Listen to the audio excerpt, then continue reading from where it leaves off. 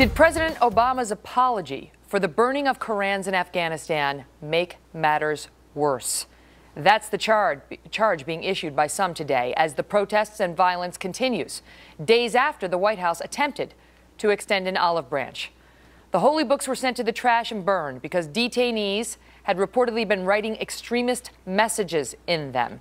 Since then, deadly violence has raged across that country, some Afghans even turning on the very U.S. troops that had been working alongside of them. Syndicated columnist Charles Krauthammer now among those asking whether President Obama's apology did more harm than good. I think what's happened over the last few days is definitive evidence of how ineffective the apology has been. If I thought the apology would save one American life, I'd swallow hard and say it's all right for the president to go ahead and do it. But he did do it, and it did not soothe the savage mob. In fact, it intensified the violence. Joining me now, Leslie Marshall, a syndicated radio talk show host and a Fox News contributor, and Lars Larson, our syndicated radio host with Compass Media Networks.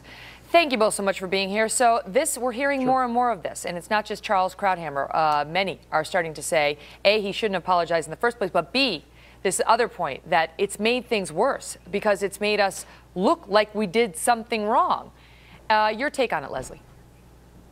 Well, when George W. Bush, during his administration, made the decision to apologize when there was a Koran that was riddled with American bullets, he did so as the leader of the free world, basically saying, I know this was wrong. It was a diplomatic move. I agreed with him doing it during that administration, and I am a Democrat. I agree with our president doing it now. We cannot, as we know, and hindsight's always 20/20, say that an apology, given or not, is responsible for the violence when the violence is coming from fanatical-minded individuals over this. Right now, in Afghanistan, a lot of the people are viewing Americans as occupiers because we're there longer and longer, and they're angry. And this is one of the ways, unfortunately, very violent. I do not agree with it. No one should. That they are taking out their wrath and their anger. In my opinion, this has nothing to do with the apology or not of this or any president, regardless of their party. Lars, President Obama apologized in a letter on February 23rd. The next day was the worst of the day's violence. It was the worst of the violence we've seen in connection with this incident. 6 protesters killed, 65 wounded. More were killed over the weekend. 9 people in a military attack, all related, they say, to this Koran burning. Yep. So there is a question about, I mean, whether it would have been more without the apology or whether we would have had any of it if he hadn't apologized. Megan, you know, I've always said that Charles Krauthammer is one of the brightest minds out there. He's absolutely right, and we've been saying since last week on my radio show that this added fuel to the fire. The president threw gasoline on this situation, and was it any surprise that Leslie had to invoke the name of Bush since he's to blame for virtually every problem on planet Earth? The fact is that a number of mistakes were made here. And let's put it this way. Do you remember during the Bush administration, Leslie, when you and your friends said when something happened on the night shift at Abu Ghraib prison that was not an official policy of the government, it was George Bush and Donald Rumsfeld's fault? Well, who do you see among the media now saying this is the president's fault, his defense secretary? A bad call was made by a military commander to, instead of sending these books, these Korans, back to Langley to be analyzed for whatever content they might have in those messages from the detainees, they were thrown in a trash dump. Now, that was an innocent mistake and an unintentional slight to the religion. By the president coming out and saying, we're wrong, we apologize, we're sorry, and not just once, he did it twice, and he called the second one a severe apology, whatever that means. I didn't go to Harvard, so I don't understand what a severe apology is. But the fact is, he made the situation worse, and there were mistakes on the ground, and he's the commander-in-chief. So why isn't he being called on this? Leslie, another point that we're hearing from some, including Rush Limbaugh, is that when you have repeated apologies, and you know that folks on the right believe President Obama is they call him a serial apologist and so on, that it undermines the effectiveness of the apology. Here's Rush on that point. Take a listen. Obama doesn't help this along by apologizing left and right over and over. Like Victor Davis Hanson points out in National Review. Look, an apology may be one time if it's done right in the right place, the right time, and the right tone and tenor might have an impact. But when you just do it again and again and again, all you eventually say about yourself is that you're a weakling joke. And that's what Obama's doing. I think it's just absurd. Any truth to that? Well, this is coming from a man who wants this president to fail, so I'm not surprised at this remark. Oh, no, Leslie. I don't agree with that. And Lars, seriously, I'm not blaming Bush, and I didn't blame Bush, and I don't like when this administration blames Bush, and you No, I know just that, said and you I said invoked that his with you name. right here.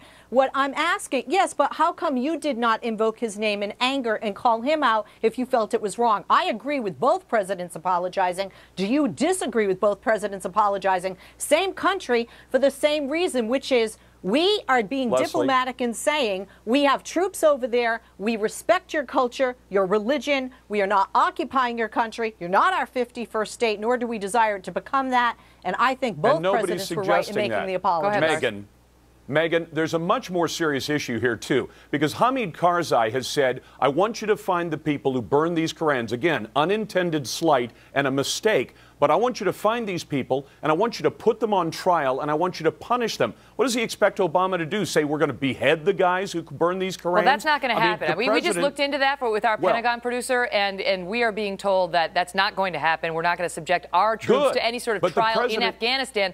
It's for us to look into what our troops did. But Megan, I'm sure there may be some discipline on the people who made mistakes within our ranks, but the president should also respond to Hamid Karzai and say, we are not going to accede to your demands that we put our people on trial for this thing that was unintentional. And the president is silent, as usual. What on about, this. I mean, is this changing the feeling about Afghanistan in this country on the right? When it comes to that war. I want to just give you a sample quickly of, here's Rush again and Newt Gingrich. Listen to what they've been saying. It's gotten to the point where, why are we there? If this is the end result of us being there, let's get these people out, bring them home, and the hell with the place over there. We're not going to fix Afghanistan. It's not possible. These are people who have spent several thousand years hating foreigners. And what we've done by staying is become the new foreigners. And this is a real problem. And there's some problems what you have to do is say, you're going to have to figure out how to live your own miserable life. Because I'm not here, because you clearly don't want to learn from me how to be unmiserable. Leslie? Megan? You know what? I was against going into Afghanistan then. I'm against being there now. And at least I'm not being a hypocrite because Mr. Limbaugh, Mr. Gingrich, and Lars, perhaps you, keep changing their mind depending on the political ideology and platform of the president in office with regard to foreign affairs and wars and military conflicts we're involved in. Lars? Leslie, are you really telling us that in the fall of 2001, with the ashes still hot at at the site at Ground Zero, that you were saying we should not go after the people who did this and hunt them down and smoke them out? That's not what I said. No, you're saying that? That's not what I said. You were opposed to that? No. Well, I got to tell you something. I'm opposed something. the way that we did it, dropping bombs and then Megan, food. I thought it was foolish. To answer Megan's question, though, there is a lot of we are changing our minds to some extent about this. And here's the other problem. If the population of Afghanistan is this opposed to us after what we've done for that country in allowing it to gain its independence and be liberated from the Taliban that was running it, fine. We should pack up and get out because it's clear that these people will take something like the burning of a book, which is perhaps taken as an insult, and end up slaughtering people over it. We should not be part of that. All right, I got to leave it at that, but it was a very good debate. Thank you both so much. Thank you, Megan.